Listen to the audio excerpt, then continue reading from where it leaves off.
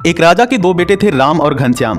राम और घनश्याम का मन एक दिन हुआ कि क्यों ना हम जंगल घुमाते हैं। वह जंगल घूमने के लिए निकल पड़े। तभी उन्हें एक विशाल नदी नजर आई तो उनके मन में आया कि क्यों ना हम इस नदी में स्नान कर लें।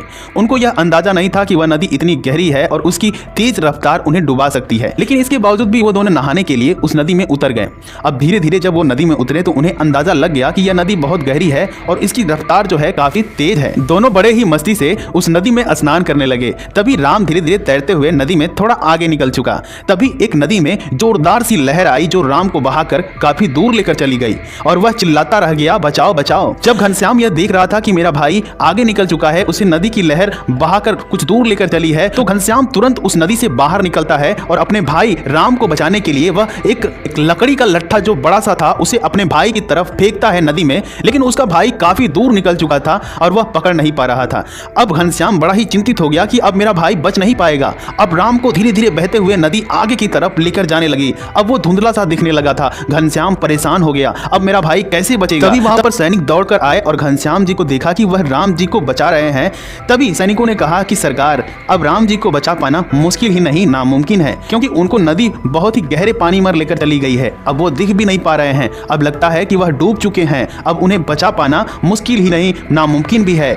अब घनश्याम भी इसी बात पर सोच रहा था कि अब लगता है कि मेरा भाई नहीं बच पाएगा। अब सैनिक और घनश्याम दोनों लोग मिलकर बस पश्चाताप करने लगते हैं कि अब लगता है मेरा भाई नहीं बच पाएगा। तभी उन लोगों की नजर एक दूर आते हुए सन्यासी के ऊपर पड़ी। उन्होंने देखा कि उसके साथ एक पुरुष भी है और साथ में चलते हुए जब पास में आए तो घनश्याम ने देखा कि वह पुरुष तो राम जी है और दोनों मिलकर लिपट कर रोने लगे। फिर उसके बाद सैनिकों और घनश्याम ने मिलकर राम जी से पूछा कि आप बचे कैसे। पानी की रफ्तार तो काफी तेज थी, वह आपको बहाकर अंदर की तरफ लेकर चली गई, लेकिन आप कैसे बच पाए। तब सन्यासी ने कहा कि मैं आपको बताता हूँ कि राम जी कैसे बच पाए। नदी के बीच में राम जी से कोई भी कहने वाला नहीं था कि तुम यहाँ से नहीं निकल सकते, तुम्हारे लिए निकलना यहाँ से असंभव है। वहाँ पर उनके दृढ़ विश्वास ने, उनके दृढ़ निष्ठा ने ही उन्हें बाहर निकाल दिया। दोस्तों, हमारी जिंदगी में भी कुछ ऐसा ही होता है। जब दूसरे लोग किसी काम को असंभव कहने लगते हैं तो हम भी अपने हथियार डाल देते हैं, क्योंकि हम भी मान लेते हैं कि यह असंभव है।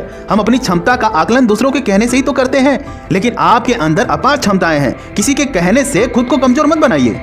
सोचिए, अगर राम जी को उस नदी के बीच में कोई बार बार यह बोलता रहता कि आप यहाँ से नहीं निकल पाएंगे, यहाँ से निकलना असंभव है, यहाँ से निकल पाना ही नामुमकिन है, तो क्या वो कभी बाहर निकल पाते? नहीं निकल पाते। लेकिन उन्होंने अपने आप पर विश्वास रखा और इसी उम्मीद के कारण वह प्रयास करते रहे और धीरे धीरे उस नदी से वह बाहर निकल पाए। इसी तरीके से आप जो भी लक्ष्य पाना चाहते हैं, जो भी काम करना चाहते हैं, आप उस पर पूरा ध्यान लगाइए और खुद पर विश्वास रखिए कि आप उसे कर पाएंगे।